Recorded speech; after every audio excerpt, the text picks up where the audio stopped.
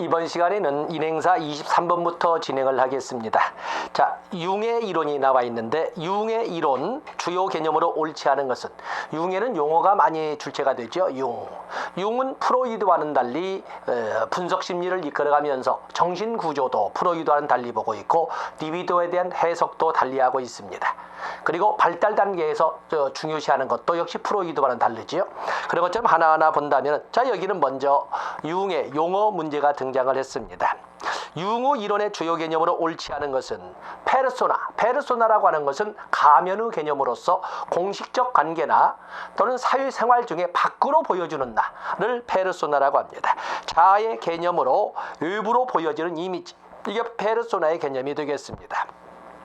음영은 인간의 정신에 존재하는 보편적이고 근원적인 핵이다.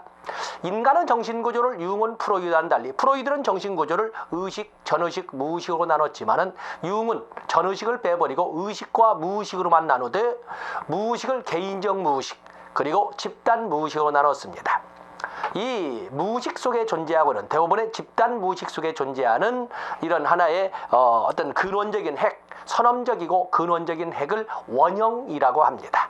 그 원형의 종래에는 페르소나도 있고 아니마도 있고 아니무스도 있고 또 그림자라고 하는 음영도 있습니다. 그렇기 때문에 음영이라고 하는 것은 정신구조, 인간의 정신에 존재하는 보편적이고 여기 나오는 인간의 정신에 존재하는, 그것도 인간의 정신 중에 무의식, 집단 무의식 속에 존재하는 보편적이고 근원적인 핵은 음영이라고 하는 것이 아니라 원형이라 하고, 원형 중에 한 종류가 음영인데, 음영이라고 하는 것은 진실한 본질적인 자기 자신과는 정반대되는 이런 그 무의식 세계를 음영이라고 합니다. 그림자, 정반대되는. 그 때문에 정반대되는 다소 부정적인 측면으로 주로 나타난다고 하지만, 부정적인 삶을 보여주는 사람으로서는 또 음영은 오히려 착한 사람으로서 이렇게 나타나기도 합니다. 이건 틀린 거죠. 아니무스는 무의식 속에 존재하는 여성의 남성성을 말하는 것이고, 아니마라고 하는 것은 무의식 속에 존재하는 남성의 여성성을 말하고 있습니다. 자기는 성격의 중심으로 통일성과 안정성을 제기한다. 이 자아와 자기가 있는데, 자아라고 하는 것은 현실, 경험 세계 속에 존재하는 난 것이고, 자기, 셀프라고 하는 것은 현실이 아니라 무의식 속에 존재하는, 그리고 선험적인, 그리고 통일성과 안정성, 일관성을 보여주는 성격의 중심을 자기라고 설명을 합니다. 리비도, 프로이드는 성적 관력소라고 했는데 융은 이것을 인생 전반에 작용하는 생활 에너지, 활성 에너지라고 봤습니다. 틀린 것은 2번이 되겠습니다. 다음에 24번에 보시면 프로이드의 정신분석과 구별되는 융의 분석심리의 특징으로 옳지 않은 것은, 인간 행동과 경험의 역동적이고 무의식적인 영향을 강조하였다. 무의식적인 영향을 강조했다. 이 인간 행동을 동기화하는 정신역동적이며 무의식적인 세계를 강조를 한 것은 프로이드가 주가 되겠습니다. 프로이드. 그렇기 때문에 융이라고 하는 것은 프로이드와는 다소 다르게, 프로이드는 이렇게 무의식적으로만 존재하는 것이 아니라 바로 사회문화적, 또 그런가 하면 생물학적, 성적 모든 영역이 믹스가 된 현실 속의 창조적 활성 에너지라고 하는 리비도에 의해서도 영향이 결정되고, 프로이드와는 달리 과거에 의해서 끌려다니는 존재가 아니라, 그것도 부정은 하지 않지만 미래를 향한 열망도 성격 형성에 그에 못지않게 영향을 미친다 하기 때문에 무의식적으로 자기도 모르는 사이에 과거에 끌려다니는 그런 존재가 아니라 과거의 영향을 부정하지 않는다. 그러나 오히려 인간이라고 하는 것은 미래에 대한 열망을 가지고 있으면서 그거에 의해서 성격이 만들어진다라고 하는 것이 융이 되겠습니다. 그래서 역동적이고, 거기에 보면 역동적이며 무의식적인 경향을 강조하는 것은 프로이드가 되겠습니다. 인간의 성격은 과거 및 미래에 대한 열망에 의해서 형성된다고 보았다. 성격 발달은 전생에 걸쳐 이루어지며 후천적으로도 변할 수 있다고 했다. 프로이드는 대여섯 살에 만들어진, 남근기에 만들어진 성격 기초는 그 위에 거의 변하지 않는다고 그랬는데, 융은 그 위에도 후천적으로 변할 수 있다고 봤습니다. 프로이드의 성적 에너지인 리비도의 개념을 확장시켜 모든 활동에 힘을 실어준 창조적 생활력으로 봤다. 성격의 모든 측면을 종합하여 자기 실현할 수 있는 인생의 후반기를 강조했다. 그래서 인생의 전환점을 중년기로 보고 중년기를 강조했고, 중년기의 장점으로 특히 가장 대표적인 특징으로 개성화, 개별화를 들었던 것이 융이 되겠습니다. 자, 페이지를 넘어가 보시죠. 25번에 보시면 융의 이론에 관한 설명으로 옳지 않은 것은 성격 발달을 자기 실현의 과정으로 봤습니다. 융은 성격 발달의 과정을 자기 실현, 바로 자기 실현이 이루어지는 이 중년기의 특징을 개성화를 했죠. 자기는 유아기에 발현되는 원형으로 성격의 조화와 관용이를 관장한다. 자기, 선험적 세계에 존재하는 어떤 성격 형성의 기초가 되는 것을 자기 셀프라고 하는데, 이 자기에 대해서 융은 중년기에 발현된다고 봅니다. 그래서 중년기. 다음에 거기에 보시면 그림자는 인간의 어둡거나 사악한 측면을 말한다. 그림자, 그렇죠. 음영 자기 자신과는 정반대는 감정으로 주로 부정적 측면으로 표출되는 것을 그림자, 음영이라고 했습니다. 아니마, 아니무스 역시 양성성을 주장하면서 남성의 무의식 속에 존재하는 여성성을 아니마, 여성의 무의식 속에 존재하는 남성성을 아니무스라고 설명을 했습니다. 여성 속의 남성성 원형은 원형이라고 하는 것은 이것은 아니무스, 리을번은 바꿔져 있군요. 답은 옳지 않은 것은 니은번, 니을번이 되겠습니다. 다음에 거기 보시면 융의 이론에 대한 설명으로 옳은 것은 개인의 성격은 과거의 무관함을 주장한다. 과거를 부정하지는 않습니다. 그러나 그에 못지않게, 과거의 영향 못지않게, 어찌 보면 과거의 영향보다 더 큰 것이 미래에 대한 열망에 의해서 성격이 형성된다고 보고 있습니다. 무관함을 주장한 것은 아니고, 4가지 정신기능으로 사고, 감정, 판단, 인식을 주장했다. 4개의 정신구조로 보면은 사고, 감정, 또 감각, 직관을 들었습니다. 판단, 인식이 아니라 감각, 직관. 여기는 MBTI를 가지고 약간 함정을 받네요. 그래서 사고, 감정, 또 감각, 직관을 바로 4개의 정신 기능으로 들었습니다. 자기는 개인 무의식 내에 존재하는 핵심적 원형이다. 개인 무의식이 아니라 집단 무의식 내에 존재하는 것이 자기가 되겠고, 이것은 모든 인간이라면 똑같이 선험적인 자기 자신과는 관련없이 선험적인 자기 자신을 말하고, 여기 나오는 것처럼 이 문장을 여러 가지로 믹스를 했습니다만은 집단 무의식 내에 존재하는 핵심적인 원형 중에 하나인데, 개인 그것은 집단 무의식으로 설명하시면 되겠습니다. 다음에 거기 보시면 자기 실현을 인간 발달의 궁극적 목표로, 답은 4번이 되겠네요. 자, 그리고 생애주기에서는 무엇보다도 중년기를 강조했던 사람이 융이 되겠습니다. 자, 페이지 넘어가 보시면 페이지 27번부터는 인지발달 이론이 나와 있는데, 어쨌든 앞에까지 다룬 것처럼 프로이드, 에릭슨, 아들러, 융 모두 한 문제씩 출제가 될 겁니다. 다음에 27번에 보시면 인지발달에 대한 설명으로 옳은 거, 인지발달, 피아제의 인지발달. 그러면 인지발달, 피아제는 모든 인간이면 누구나 앞으로도 모든 인간들은 이런 단계를 거쳐서 이러한 과정으로 이런 특징을 보이면서 똑같은 모습으로 발달해 갈 것이라고 하는 절대론 또는 결정론의 입장에 있습니다. 그래서 동화, 조절, 평형, 스키마라고 하는 단어도 마주하시고, 또 인간 발달 4단계 감각 동작기, 전조작기, 구체적 조작기, 형식적 조작기도 가지고 가셔야 될 겁니다. 발달 단계는 노인기를 포함하여 4단계로 구분된다. 피아제의 인지발달 단계는 일생에 걸쳐서 펴놓은 것이 아니라 청소년기까지만 설명을 했습니다. 청소년기까지만 설명을 하는 거죠. 감각 동작기에서 목적 지향적인 행동이 나타난다. 감각 동작기라고 하는 것은 아직은 젖먹이 시기, 영아기를 가지고 설명을 하고 있는데, 이 관계에서 이미 목적과 수단의 관계도 파악하면서 목적 지향적 행동을 하게 됩니다. 전조작기에서 보존, 분류와 서열 등의 개념을 들어간다. 보존, 가역성의 개념, 분류, 서열, 비교, 이런 개념이 더듬는 것은 초등학교 단계라고 할 수 있는 구체적 조작기가 되겠습니다. 피아제 이론은 아동 대상 프로그램 실행 시 이론적 토대가 될 수 있다. 그렇습니다. 특히 인지발달 측면에서 아동을 대상으로 하는 프로그램 개발 시 아주 중요한 인지발달 정의의 중요한 기초 자료가 되고 있습니다. 답은 3번이 되겠어요. 다음에 28번에 보시면 피아제의 이론에 관한 설명으로 옳은 것은 발달의 순서가 있지만 단계를 뛰어넘을 수 있다?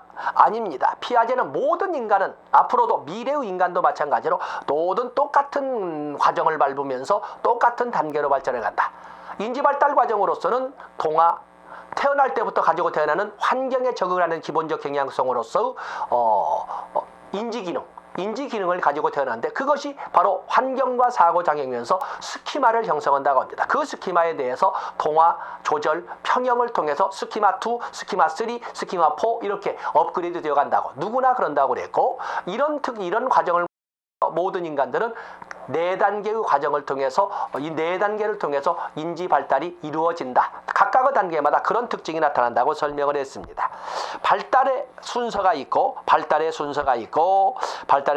개인차는 있을 수 있겠지만 그 발달 단계를 뛰어넘지는 못한다. 틀린 거죠. 옳은 것도 잡고 있군요. 단계별 성취 연령에는 개인차가 존재한다고 봅니다. 발달이 완성되면 낮은 사고로 전환이 안 된다? 아니죠. 인간이라고 하는 것은 당연히 정서적 측면에서만 퇴행이 있는 것이 아니라 인지적 측면에서도 퇴행이 있을 수가 있습니다. 퇴행. 발달 단계는 감각 동작기, 전조작기, 구체적. 이거 틀린 거군요. 앞뒤가 바뀌었네요. 성인기 이후의 발달은 다루고 있지 않다. 답은 5번이 되겠습니다. 자, 페이지 넘어가 보시죠. 29번에 보시면 인지 발달의 주요 개념에 대한 설명으로 옳은 것을 모두 찾으면 동화, 스키마, 도식이 나와 있고 조절 평형 나와 있군요. 새로운 정보에 접했을 때 기존의 도식을 변경하는 거 아니죠. 동화라고 하는 것은 동기조세. 무엇을 어디에 맞출 것이야. 어디에. 새로운 자극이나 새로운 환경을 기존의 인지 도식에 맞추는 것을 동화라고 합니다. 그 때문에 이것은 새로운 정보를 접했을 때 기존의 도식을 새로운 정보, 새로운 환경을 받아들이기 위해서 기존의 스키마를 뜯어 고치는 것은 이건 조절이라고 합니다. 조절, 그다음에 도식, 사물이나 사건에 대한 전체적인 윤곽이나 개념. 그렇지요? 사물이나 사건에 대한 전체적인 윤곽이나 개념을 스키마, 도식이라고 합니다. 기존의 도식을 활용하여 새로운 자극을 이용하는 것. 그래서 모든 새로운 자극이나 환경이라고 하는 것 등을 기존의 도식 안에서, 기존의 스키마 안에서 해결하는 것은 동화라고 합니다. 기억번과 디귿번은 바뀌어져 있습니다. 평형, 동화와 조절을 통해 균형을 이루는 것.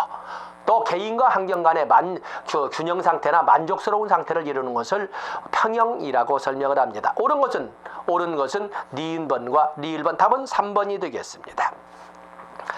다음에 30번에 보시면 피아제의 인지 발달에 대한 설명으로 옳지 않은 것은 2차 도식의 협응은 2차 도식의 협응. 자, 이것은 감각 동작기 아니면 영아기의 발달, 지적 발달 6단계를 말하는데 반사 활동기, 1차 순환 반응기, 2차 순환 반응기, 그리고 2차 도식의 협응기, 3차 순환 반응기, 그리고 상징적 표상기 또는 통찰기에서 6개 단계로 영악이나 피아제의 인지 발달보다는 감각 동작기를 나누고 있습니다. 2차 도식의 협응기는 감각 동작기 또는 영악기의 4번째 단계가 되겠습니다.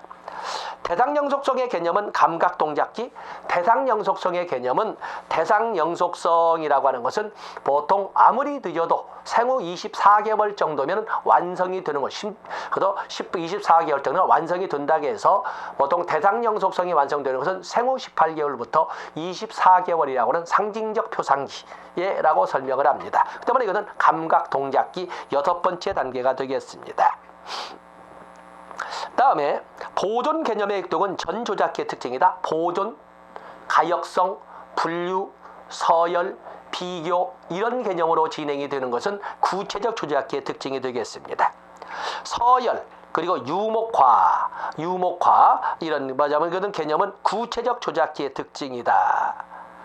구체적 조작기의 특징 좋습니다. 추상적 사고의 확립은 형식타. 답은 3번이군요. 좋습니다.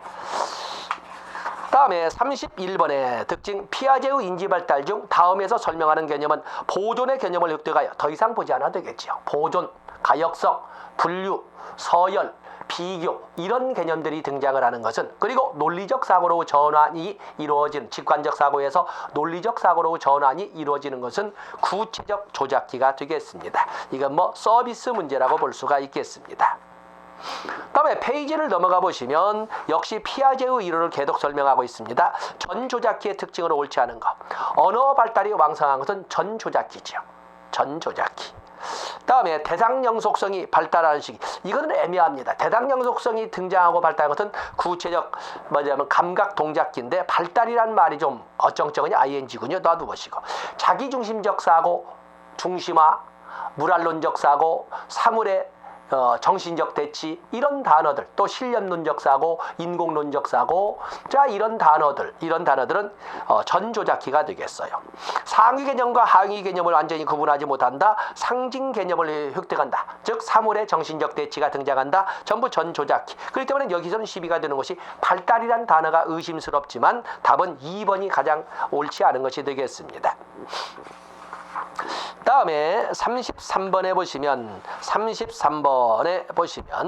큘버그의 이론에 대한 설명으로 옳지 않은 것은, 큘버그는 피아제의 도덕성 발달 이론을 일생에 걸쳐서 확대를 시키면서 세 수준 각각 2단계씩 6개 단계로 나눈 사람입니다.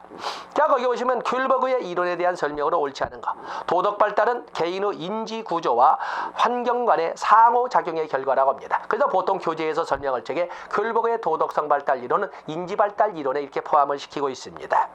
그래서 인지 구조와 환경 간의 상호작용의 결과로 도덕성도, 인지도 발달하지만 도덕성도 그렇게 발달한다. 도덕적 판단에 유계가 있음을 한다. 세 수준 각각 2단계씩 6단계를 설명을 했습니다. 남성은 권리와 규칙, 여성은 책임감을 중시하는 형태로 도덕 발달이 이루어진다?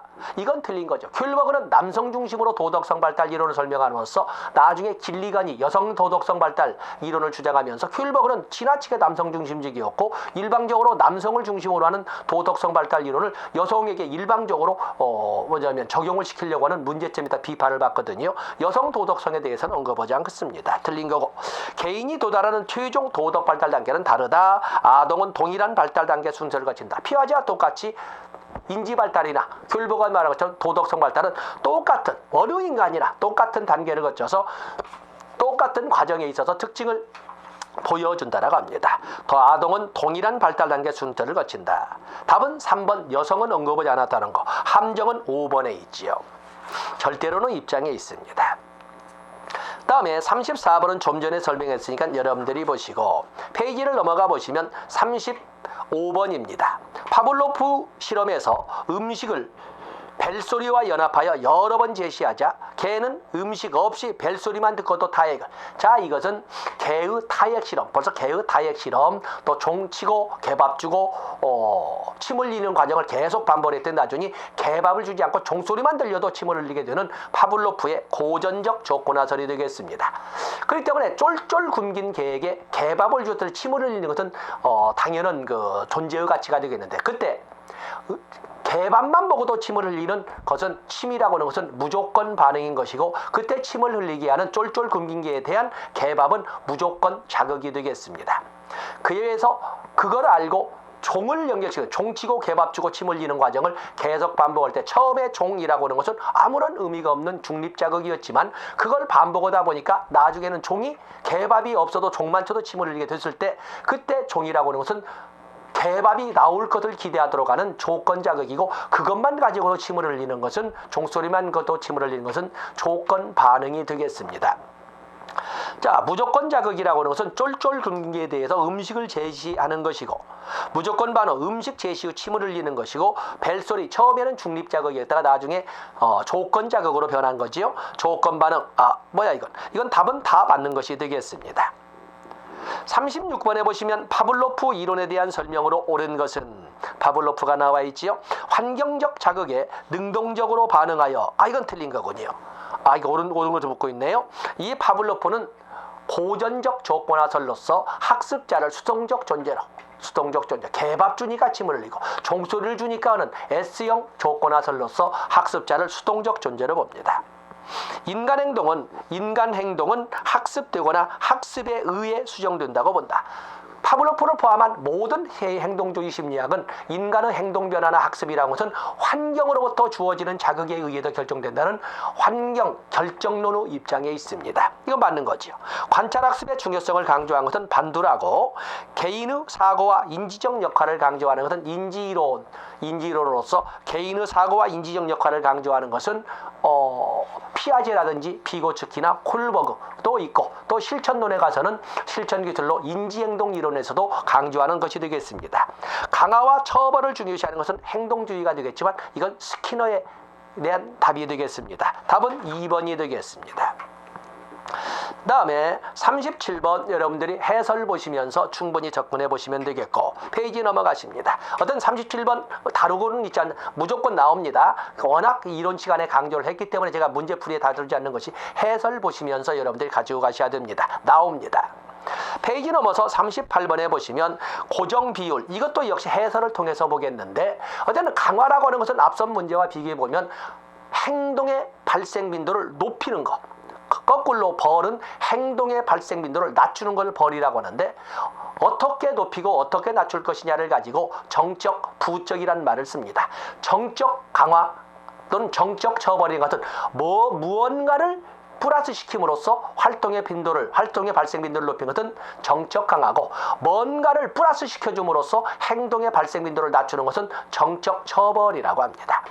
뭔가를 제거시켜줌으로써, 어떤 것을 뺏어버림으로써, 마이너스 시킴으로써 행동의 발생 빈도를 높이는 것은 부적 강화라고 하는 것이고, 어떤 기율을 박탈하거나 마이너스 시킴으로써 행동의 발생 빈도를 낮추는 것은 부적 처벌이라고 하는 것처럼, 어떻게 강화는 무조건 하도록 하는 것이고, 이 처벌은 못하도록 하는 것이고, 어떻게 하느냐를 가지고 뭔가를 플러스 시키는 것은 정적, 뭔가를 마이너스 시킴으로써 하는 것은 부적이라고 그랬습니다.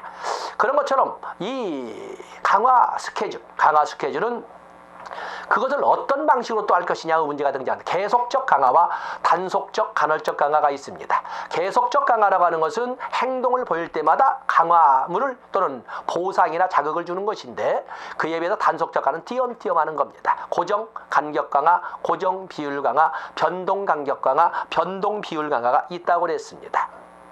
자, 여기서 보면 여기는 고정 비율 강화, 고정이란 건 뭐라고 그랬어요? 노트 정리할 때 고정은 똑같은, 고정은 언제나 이런 개념입니다. 고정. 그래서 고정은 완전히 평균적으로가 아니라 일정한 개념이죠. 그에 비해서 변동은 대략 평균적으로 이렇게. 비율은 개수나 횟수. 간격은 시간이나 기간. 여기는 고정 비율이니까 언제나 이런 말이 나와야 되겠고, 비율이니까 개수나 횟수가 나와야 됩니다. 고정한 공부하는 자녀에게 1시간 간격으로 간식을 1시간 간격으로 1시간 똑같이 1시간마다 고정 간격 강화가 되겠네요. 공부하는 자녀에게 처음에는 2과목, 두 번째는 5과목을 끝내 간식을 드린다. 2번 내지 5번, 대략 평균 3번에서 4번 사이에 준다. 그건 대략, 그러면 변동 비율 강화가 되겠네요. 자녀에게 매주 정기적으로 용돈을 다, 매주 그러면 고정, 다음에 매주 정기적으로 이렇게 된 고정 간격 강화가 되겠죠. 자녀에게 한 과목을 풀 때마다 한 번의 간식을 준다. 한 과목에 한 번씩을 준다. 고정 비율 강화가 되겠네요. 하루에 3번씩 간식을 주기로 하고 아무 때나, 그러면 이건 변동 간격 강화가 되겠네요. 답은 4번이 되겠어요. 다음에 39번 여러분들이 해설로서 다시 한번 앞선 문제와 더불어서 해설 보시고, 40번에 보시면 스키너 이론에 대한 설명으로 옳지 않은 것은 인간의 자유의지를 강조한다. 인간의 자유의지라고 하는 것은 매슬로우 로저스로 대표되는 인본주의 심리학이 되겠고, 인간의 행동은 예측과 통제가 불가능하다고 본다. 불가능하다니 예측과 통제가 가능하다고 보지요. 왜냐하면 이 행동주의 심리학이라는 것은 밖으로 드러나 보이는 행동만을 가지고 가는 실제로는 입장이고, 어느 인간이나 누구나 똑같은 이런 모습을 보여준다, 절차를 보여준다, 과정을 보여준다, 단계마다 특징을 보여준다, 절대로는 입장에 있고, 그리고 모든 행동주의 심리학은 환경 결정론의 입장에 있고, 모든 행동주의 심리학은 인간의 행동 변화나 학습은 조금씩 점진적으로 이루어진다고 하는 소위 원자론 요소론의 입장에 있고, 단계적 발달을 주장을 했습니다. 예측과 통제가 가능하다고 봅니다. 왜냐하면 절대론의 입장에서 법칙을 강조하기 때문에 그렇게 틀린 거지요. 특정 행동을 제거하는 것, 행동의 발생 빈도를 낮추는 것은 벌이라고 합니다. 어떻게 낮추냐에 따라서 정적 처벌, 부적 처벌이라 할 뿐이지, 행동의 발생 빈도를 낮추는 것은 벌이라 하고, 부적 강화라고 하는 것은 어떤 방해물이나 불쾌한 자극을 제거시키줌으로써 바람직한 행동의 발생 빈도를 높이는 것을 부적 강화라고 합니다. 틀린 거죠. 고정간격 스케줄이라는 것은 특정 반응이 나타날 때마다 강화를 둔다. 이것은 고정 이것은 특정 반응이 나타날 때마다 그렇기 때문에 반응. 그래서 이것은 고정 비율 강화. 답은 모든 것이 다 틀린 것이 되겠습니다. 자, 페이지 넘어가 보시면 이제는 벤두라의 이론. 역시 벤두라도 무조건 나오죠. 그렇기 때문에 우리가 출제가 될 적에 인지행동 이론을 본다면 피아제, 비고치키는 아니겠지만 피아제, 그리고 스키너, 여기는 파블로프까지 다 다뤘습니다만 또 콜버그, 또 반두라 이런 사람들이 모두 등장해서 4개 중에 적어도 3개 정도가 출제된다고 보시면 되는 겁니다. 자, 거기 41번 반두라 보면 사유학습 이론에 대한 설명으로 옳은 것은 인간 행동에서 유의적 영향력보다 내적 영향력, 이거 틀린 거죠. 반두라도 행동주의 심리학인데 인지 영역의 창조적 개입을 반영했다고 해서 인지적 행동주의라고 하는 것이 이제 행동주의입니다. 그래서 내적 영향력을 더 강조하지는 않습니다. 유의적 영향력을 중심으로 하되 내적 영향력인 인지적 영역의 창조적 개입도 반영하는 거지. 그건 덜한 단어가 틀린 거죠. 그래서 유의적 영향력뿐만 아니라 내적 영향력도 강조한, 이렇게 돼야 되겠습니다. 인간 발달에 있어서 인생 초기의 부정적 경험을 중시하는 것은 프로이드의 정신 분석 이론이 되겠고, 인간 행동 후 발달과 관련된 문화적 배경을 강조하는 것은 심리, 사회, 문화적 요인을 강조하는 에릭슨의 이론이라든지 비고치키, 인지 영역에서는 비고치키의 이론이 되겠습니다. 행동 발달 단계에서 연령별 단계를 제시한다. 행동 발달 단계를 제시한 것은 성격 영역에서 프로이드나 에릭슨이 있고, 그리고 융이 있습니다. 그런가 하면 인지 영역에서는 피아제가 있지만 다른 쪽에서는 어떤 인지 발달 단계나 발달 단계를 연령별로 구분하지는 않습니다. 인간 행동은 개인, 행동, 환경의 상호작용으로 발달한다. 그죠? 인간 행동을 유전과 환경의 상호작용으로 보는 것과는 달리 이 반두라는 개인, 행동, 환경의, 그래서 상호작용서, 환경 결정론의 입장이 아니라 상호작용론의 입장에 있는 것이 반두라가 되겠습니다. 자, 반두라 하나 보겠습니다. 42번에 보시면 반두라 이론을 설명하는 개념으로 옳은 것은 고전적 조건 형성은 파블로프, 소거나 자발적 회복, 이것도 파블로프, 역시 모방, 이게 바로 반두라, 모방이나 관찰. 중립자극은 파블로프의 고전적 조건화설에서 조건자극으로 바뀌기 전에 초기에 제기되는 종소리를 중립자극이라고 합니다. 답은 4번이겠고, 43번 반드시 암기를 해주셔야 되겠지요. 반두라의 관찰학습 과정에 해당되지 않은 것은, 반두라는 학습 과정과 실행 과정을 이렇게 나누어서 설명하면서도 연결선상으로 이렇게 보고 있는데, 주의집중, 그렇죠? 주의집중, 파지, 재생, 동기화, 그러면서 실행 과정으로 이렇게 넘어가는, 그래서 4단계는 주의집중, 파지, 재생, 동기화가 되겠습니다. 여기에 관련 자기 효능 평가하는 것은 벤두라의 하나의 중요한 용어, 자기 효능감이라는 단어는 되겠지만 거기에 학습의 과정은 아닙니다. 다음에 페이지 넘어가서 보시면 44번에 학자가 주장하는 이론의 설명으로 옳은 것은 의사결정 과정에서 의식적 사고 과정을 강조한다. 의식적 사고 과정. 의사결정 과정에서 의식적인 사고 과정을 강조하는 것은 벤두라가 되겠지요. 의식적인 사고 과정. 또 그러자 어떤 의식적인 사고 과정, 인지 과정은 인지는 피아제에 다르겠지만 좋고. 다음에 인간 행동은 관찰학습을 통해서 습득할 때, 이건 반두라, 이건 맞는 것이 되겠군요.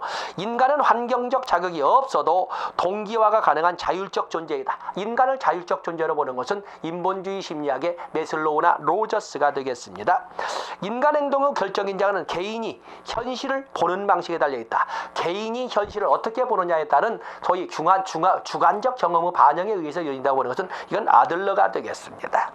인간 발달은 여러 단계로 구분되며 점성의 원리에 의해 지배된다고 하는 것은 점성의 원리, 에릭슨이 되겠지요. 앨리스라고 하는 것은 알리비티, 인지 행동 치료에서 나오는 것이 바로 앨리스가 되겠습니다. 답은 2번이 되겠네요. 다음에 45번은 여러분들이 해설을 통해서 보시고 46번 보시죠.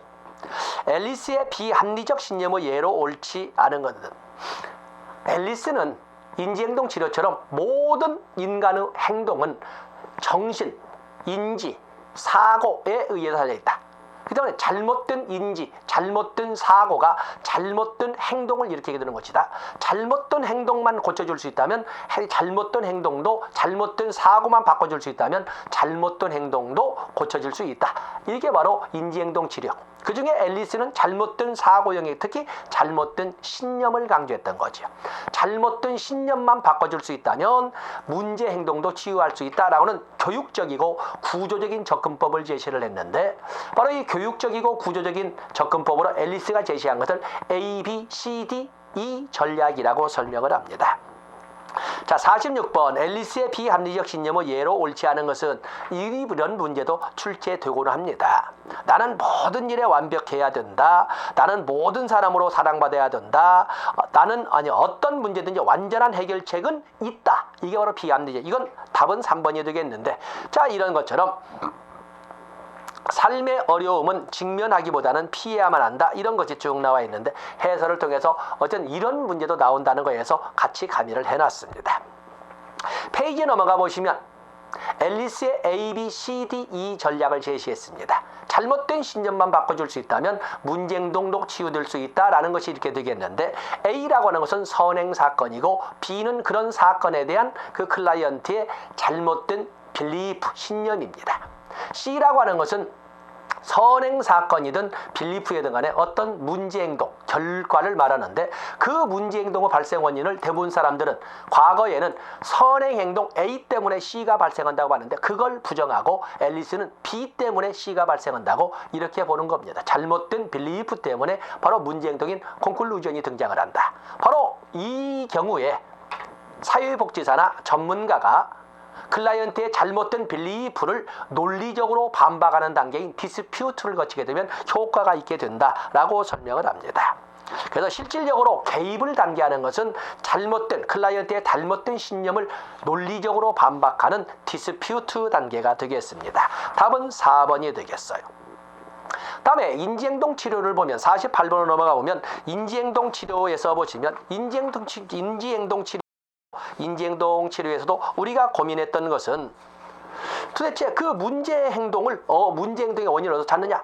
애매하게 잘못된 생각이나 잘못된 사고, 잘못된 인지라고 했는데, 앨리스는 그것을 잘못된 신념이라고 봐. 비합리적 신념이라고 봤는데, 아론 벡은 그걸 비합리적 신념이라고 보는 것이 아니라, 아론 벡은 그것을 정보 처리 과정상에 나타나는 인지적 오류, 또는 그 정보 처리 과정상에 나타나는 인지적 오류로 인한 잘못된 자동적 사고나 잘못된 스키마가 원인이라고 봅니다. 그래서 잘못된 인지적 오류, 또 그로 인한 잘못된 자동적 사고 또는 잘못된 스키마를 바꿔줄 수만 있다면 문제 행동은 치유될 수 있다라고 보는 것이 아론 벡의 것이 되겠어요. 그래서 윤리적 판단, 인지적 왜곡, 인지적 오류, 자동적 사고, 잘못된 스키마, 신념, 거기 오면 함정은 윤리적 판단에 있고, 언제 보면 함정은 5번에 있겠네요. 이제 신념이란 단어가 들어가면 앨리스로 막 가게 되는데, 여기에는 답이 1번 윤리적 판단이 되겠습니다. 인지행동치료는 어떤 도덕적 영향력은 개입시키지 않습니다. 인지 측면만 가지고. 그래서 함정을 5번에 파놓고 답은 1번이 되겠습니다. 다음에 49번에